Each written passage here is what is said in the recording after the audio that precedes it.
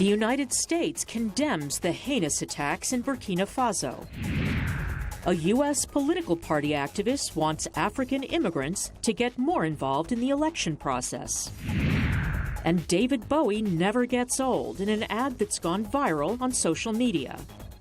Africa 54 starts right now.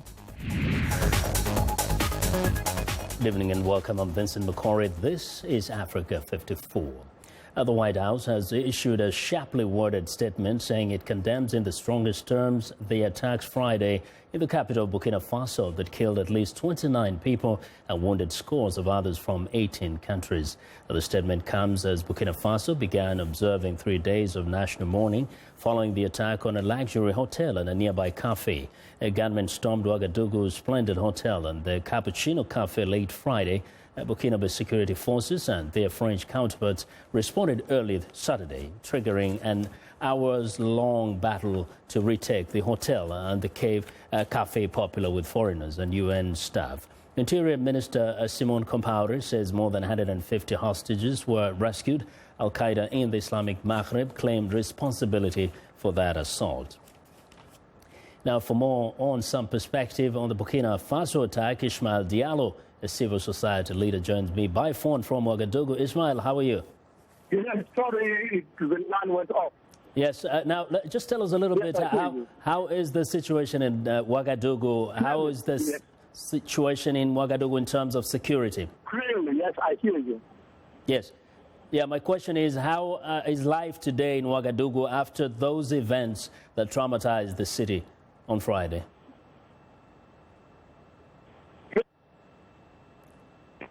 Do you hear me? Ismail? Clearly. Yes, after a few days now, how are things in the city? Is life going on as usual, or are people scared of going out? All right, looks like we have a problem with the line there from Ouagadougou. We're trying to talk to Mr. Diallo. We'll move on to other news. The news is just into VOA. Moroccan authorities say they have arrested a Belgian national of local origin directly linked to the attackers who carried out the Paris shootings and bombings in November that killed 130 people. The Interior Ministry gave only the suspect's initials in Arabic and say he was arrested on January 15th in the city of Mohammedia. Officials said the suspect went to Syria with one of the suicide bombers of Saint Denis. Well, in Yemen, another round of air raids by a Saudi-led military coalition killed at least 15 policemen and wounded more than 20 people when they hit police buildings overnight in the capital, Sana'a. Security officials say the strikes hit a local police building and the headquarters of the traffic police. Some people remain trapped under the rubble. A mostly Arab coalition led by Saudi Arabia has been fighting the Iranian allied Houthis, who control the capital since March. Nearly 6,000 people are known to have died, around half of them civilians. On Sunday, 6 people were killed and several wounded when a suicide car bomb exploded outside the home of the director of the security for the port city of Aden. Among those killed were freelance Yemeni journalist Al-Maghdadi Mojali, who was on assignment for Voice of America. Well, for more on the situation, Zayed Al-Alaya, a Sana'a-based journalist, joins me on the phone from Yemen. Zayed, first tell us a little bit about yesterday's airstrikes, which actually killed one of our colleagues. The yesterday attacked the security camp where normally soldiers get together, but this security camp is located in the most populated area in the city. It's downtown in the center of the city and surrounded by houses from everywhere. Many houses of civilians, people were damaged due to the airstrikes. More than 30 in the last medics statements. 30 people were killed and more than that were injured. And people are still looking for people under the rebels. Yes, now people have fled the areas. I know tens of families have fled the areas, fearing from the reoccurring airstrikes in Sana'a. Now, Zaid, you actually attended a few minutes or a few hours ago the funeral of Mojali. Tell us, is it becoming increasingly dangerous for journalists to operate in Yemen? I would say that because when Al-Baghdad went to cover the area in Hammam Jarif, the hot spring, it was the second time he went there. There is no reason for the place to be attacked again. It was destroyed in the first airstrikes that took place 4 days ago. And there is no reason to attack the place because the nearest military camp in the area is about 15 to 16 kilometers. There is nothing in the area. I would say with confidence that it was like journalists were attacked. Baghdad and his crew were attacked. They were reported by somebody. I don't want to work on conspiracy theories, but I think journalists, it's a message to journalists that they should not cover all the atrocities in Yemen. Okay. And it will be more than just for journalists in the coming days. Now, Zaid, very quickly, what happened to the truce that was supposed to have been signed between the fighting sides? What happened? There is no truce. There is no truce. The truce, like whenever I hear news about the announcement of truce, I get worried that the strikes and the war will get more severe. Well, it's so sad to hear. We hope things would change. Thanks a lot, Zaid, for your reporting there. Zaid Al-Alaya is a Sana'a-based journalist. Now, turning to U.S. politics, the Democratic presidential candidates met for a fourth debate Sunday night, clashing over domestic policy in an attempt to define their differences ahead of early voting. VOA's Catherine Gibson has more. Sanders and Former Secretary of State Hillary Clinton and Vermont Senator Bernie Sanders debated on what turned out to be a major day for President Barack Obama's foreign policy legacy. The candidates shared a cautious optimism on the exchange of prisoners and the completion of the Iran nuclear deal. We've had one good day over 36 years, and I think we need more good days before we move more rapidly toward any kind of normalization. Do I want to see that relationship become more positive in the future? Yes. Can I tell you that we should open an embassy in Tehran tomorrow? No, I don't think we should. John Hudak of the Brookings Institution spoke to VOA via Skype about the impact on the presidential race. Well, I think any day that the campaign talks about foreign policy is a good day for Secretary Clinton. Clinton and Sanders are close in the polls in early voting states, but their differences came out sharply on domestic issues like gun control. He has voted with the NRA, with the gun lobby, numerous times. Sanders responded to the Clinton campaign's attacks on his health care proposals in recent days. We're not going to tear up the Affordable Care Act. I helped write it. And he attacked the Clinton campaign's ties to the financial industry. I don't take money from big banks. I don't get personal speaking fees from Goldman Sachs. The attack is a familiar one for Sanders, who has positioned his campaign as anti-establishment, while Clinton emphasized her experience and ties to President Obama. I think as commander-in-chief, you've got to constantly be evaluating the decisions you have to make. I know a little bit about this, having spent many hours in the Situation Room advising President Obama. We cannot keep talking past each other. Former Maryland Governor Martin O'Malley, who is running a distant third to Clinton and Sanders, urged a spirit of cooperation in a divisive election. Online, 2 moments gained attention. Secretary Clinton's pause as she considered her relationship with Russian President Vladimir Putin. It's interesting. It's and Senator Sanders' refusal to attack Secretary Clinton's husband, former President Bill Clinton, for his past indiscretions. I'm going to debate Secretary Clinton, Governor O'Malley, on the issues facing the American people, not Bill Clinton's personal behavior. This is the final debate for the Democratic Party before caucuses are held in Iowa on February 1st. Catherine Gibson, VOA News, Washington. Well, it was the first Nigerian-American superdelegate for Maryland at the Democratic National Convention in 2012. As this year's presidential election heats up, Sylvester Okere calls on the African immigrant community to get involved now by getting to know the candidates. VOA's Mariama Diallo caught up with the businessman and political activist.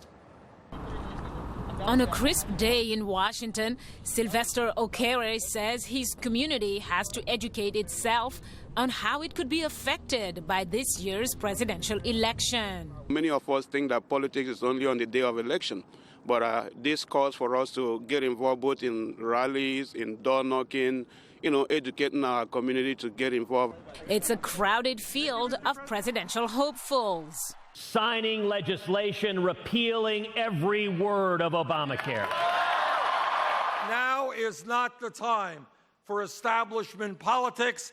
Now is the time for a political revolution. For Okere, only one of these candidates has the credentials for the job. I can pick any candidate, I can choose anyone, but I think because for the interest of our community, I will talk about Hillary Clinton. None of them has the information about other parts of the world like Hillary Clinton. She has served as the Secretary of State. She knows not only Africa, she knows everywhere. We shouldn't let anybody on the public stage say that we are mean-spirited, that we are going to build walls. We will build a wall. He says for many, immigration is the #1 topic. Not for him. I happen to be an ex-immigration officer, and I know the rules and do's and don'ts, and know the importance of, the fear when you are in a land where you don't know anybody. So the fear is there, and but the most important thing also is our economic flourishment, because we all came here for one reason: education, and to be able to better our homes. And there is no how you're going to do it if you are not economically, stable. As a former superdelegate, he was in the heart of the Democratic Convention 4 years ago. Super delegate gives you access to everywhere in the convention grounds. I was able to comb every nook and corner of the convention that met all the, top-class individuals that are there, all the elected officials, and everyone that came to the convention. He says his work in 2012 to re-elect President Obama was relentless, talking to people at metro stations and providing his office for phone banking, even driving people to the polling centers. But he says it paid off when Obama won. Mariama Diallo, VOA News, Washington. Well, persecution, conflict and poverty have forced an unprecedented 1 million people to flee from Africa and the Middle East to Europe in 2015. So far this year, the picture remains much the same at Southern Europe's border crossings. Now, the European Union is considering new measures to stop the flow of migrants and refugees. VOA's Jane Bojewski has more. Some of them were not lucky. These are the bodies of at least 36 migrants, including several children who drowned off the coast of Turkey after their boats capsized in rough waters as they tried to reach the Greek island of Lesbos. Brian Hansford is a spokesperson for the UN's refugee agency. Desperate people resorting to desperate measures. Unfortunately, without a political solution, tragically, these numbers are likely to grow, and we must remember that over 1 million, the numbers are massive, but each one represents an individual tragedy. There is a wide perception in parts of Europe and North America that the migrants are mostly men, which has fueled public concern about the crisis. But UNICEF's Christopher Tidy says 52% are women and children. And he says they're not coming because they want to. They're saying they're coming because they have to.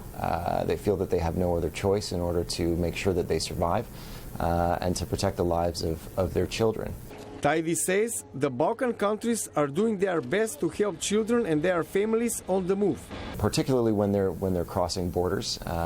Most of the countries, the key border crossings, have sort of established reception centers where humanitarian services are available for people who need it.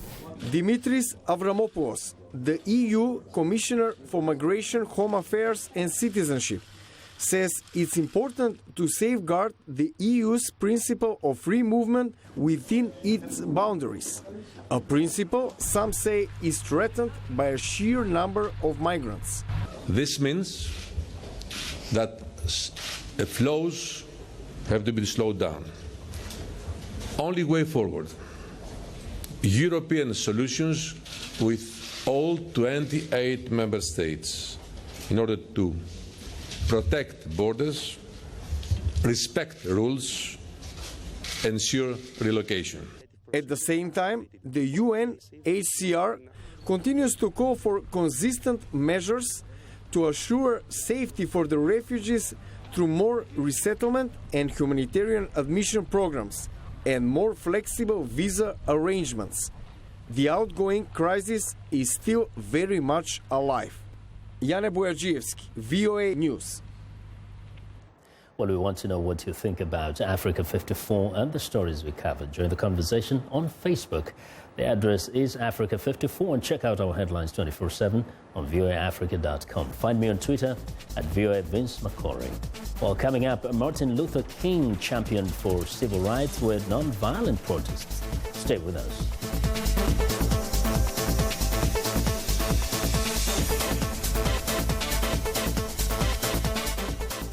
I am Sheka Sali, host and senior editor of VOA's international call-in talk show, Straight Talk Africa. Today we'll examine the tobacco industry. We pretty much touch on anything that you can think of: politics, health issues, human rights issues, you name it, we talk about it. The issues that we discuss are pertinent to most people on the African continent. A very, very rare and unique opportunity to interact with their leaders. Justice, Unity, humanity, struggle, hope, tolerance, compassion, forgiving, freedom, harmony, rights, equality. leader. I have a dream. I have a dream. I have a dream. I have a dream. I have a dream.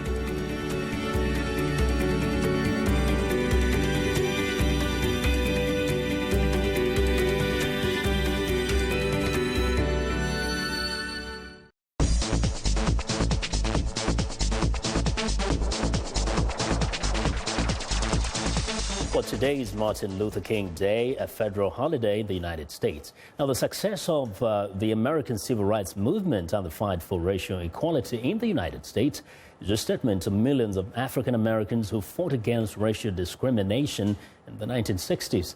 Another major factor was the strategy of protesting for equal rights without using violence. Civil rights icon Martin Luther King championed this strategy as an alternative to armed uprising. VOA's Chris Simpkins tells us more. Reverend Martin Luther King's nonviolent movement was inspired by the teachings of Indian leader Mahatma Gandhi. Throughout the South, King put the spotlight on prejudice. Mississippi is a state that has consistently resisted any move to rid itself of racism. Led by King, millions of blacks took to the streets for peaceful protest, as well as civil disobedience actions and economic boycotts. You've got to keep the white and the black separate.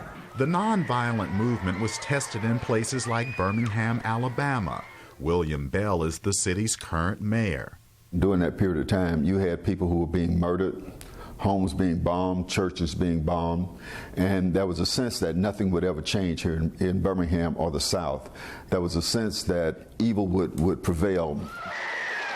In 1965, a march for voting rights in Selma, Alabama went down in history as Bloody Sunday. Congressman John Lewis led the march. They came toward us, beating us with nightsticks, trampling us with horses, releasing the tear gas. I was hit in the head by a state trooper with a nightstick. I had a concussion at the bridge. I thought I was going to die. Andrew Young, one of King's closest aides, called for calm against a backdrop of outrage. And if we had started guerrilla warfare in America's cities, if we had given in to terrorism, we could not have won, but America could not have survived. In Birmingham, images of police using attack dogs and fire hoses to disperse protesting school children were broadcast around the world. Attorney Richard Cohen on the impact of those pictures. The violence was being perpetrated by the oppressors, not the oppressed, and that was an incredibly powerful message, an incredibly important tool during the movement. In August 1963, thousands of African Americans and whites gathered for the March on Washington. It was peaceful, with no arrests. Just weeks after the March on Washington, tragedy struck in Birmingham after a bomb exploded beneath the 16th Street Baptist Church during Sunday school classes. 4 young girls were killed and 23 others injured. It was an awful blow for Dr. King and the civil rights movement. Shirley Gavin Floyd, a friend of one of the victims, was traumatized by the hate killings. I was scared to look at a white person.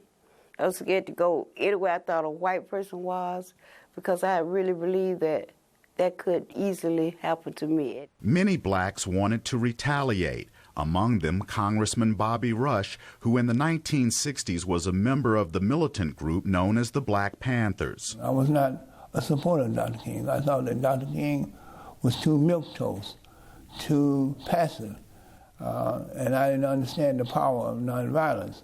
And so I didn't adhere to his philosophy and turn the other cheek. Ben Jealous, president of the nation's oldest civil rights organization, says the nonviolent campaign won American hearts and minds. The movement was moving towards a crescendo that we would see in 64 and 65 when landmark civil rights legislation was passed. Historians say despite the setbacks, the nonviolent movement spurred lasting results towards providing equal rights and freedom for all Americans. Chris Simpkins, VOA News, Montgomery, Alabama. Well, it's time now for a short break. Still to come on Africa 54, a fantastically weird commercial starring David Bowie goes viral. We'll be right back.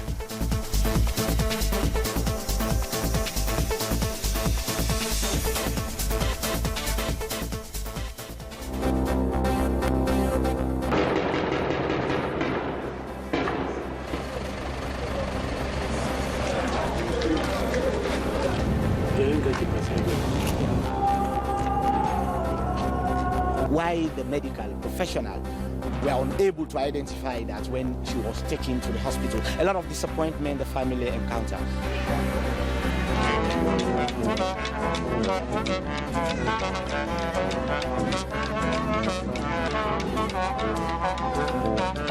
Procédure en cours contre lui, une procédure auprès du parquet général de la République. Du crime d'attaque contre une population civile en tant que telle. Il s'agit donc de sanctionner les crimes qui, je cite,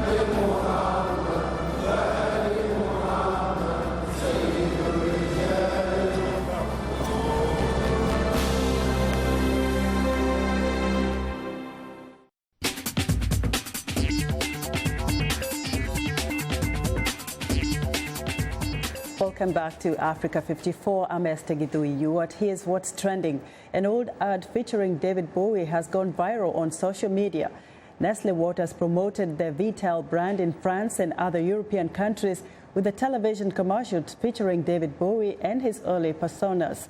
The TV ad timed to coincide with the release of Bowie's reality album in June 2003 shows him walking through a house to the sound of his track, Never Get Old, and interacting with different versions of himself, including Ziggy Stardust, Aladdin Sane, and Thin White Duke, the Scary Monsters Clown, and the Diamond Dog. Next up, what goes best with yoga? In Florida, the Sunshine State, and elsewhere in the United States, yoga enthusiasts are grabbing their mats and finding nirvana in the most unusual of places, breweries. Yoga classes are popping up at craft beer breweries across the U.S. Most newcomers are men, most of whom admit they're sticking their legs in the air because of the alcoholic reward at the end. Yoga apparel company Lululemon has joined in with the trend, partnering with a brewery in Canada for its own limited edition craft beer, Curiosity Lager. And in other yoga news, a new world record for the biggest dog yoga class was made in Hong Kong on Sunday with 270 pairs of doggies and yogis practicing for just over half an hour. Led by yoga teacher, the participants massaged, twisted and stretched their furry friends in a series of poses. The record-breaking attempt has yet to be confirmed by the Guinness World Records, but organizers were confident the record has been broken. All proceeds from the Hong Kong event are going to the Hong Kong Guide Dog Association. See, it's not just Americans who are wild about their pets. And that's what's trending today.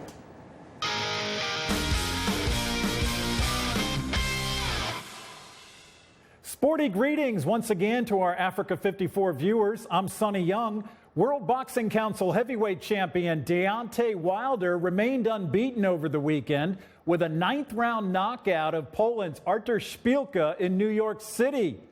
Wilder hit Szpilka with a brutal right to the chin that knocked the Polish fighter out cold. It quickly ended what to that point had been a pretty close fight. It was the third successful title defense for the unbeaten American Wilder, who now has 36 wins and 35 knockouts. For his part, Szpilka was stretchered out of the ring and taken to a local hospital for a precautionary checkup. His professional record is now 20 victories and 2 defeats. Now let's go to the 2016 Olympic city of Rio de Janeiro, Brazil, for a look at the new Olympic basketball arena. Over the weekend, women's national teams from Australia, Argentina, Venezuela, and host Brazil played an official test event at the freshly inaugurated arena, which was built at a cost of $195 million. The facility is a permanent installation within the Olympic Park, and it will be used as an Olympic training center for top athletes after the Games. While the 16,000-seat arena was officially closed to the public during the women's tournament, a small number of invited guests cheered as they enjoyed the basketball action. Australia's star guard Aaron Phillips won a gold medal at the 2006 World Championships in Brazil and a silver medal at the 2008 Olympics in China. She gives the new stadium high marks. You know, it's very bright, it's vibrant. You know, like I said, when I walked in here, it was like, wow, this is a really cool arena and cool stadium. So, yeah, I like the vibe that I get when I'm here. The floor is fantastic. You know, it's I feel really good to play on it, like practicing on it. I think it's very, has good spring in it. Overall, I think it's a great court. Australian basketball player Aaron Phillips. I'm VOA's Sonny Young, and that's the sunny side of sports. Vincent? Well, thanks a lot, Sonny, and remember to join the Sonny on Monday and Friday right here on Africa 54. And that's our show for today. Be sure to watch Africa 54 on our website at voaafrica.com. More news, tune in to VOA's evening radio show Africa News Tonight at 1800 UTC, and in the mornings to Daybreak Africa between 0300 and 0600 UTC. Thanks for watching. Have a good night.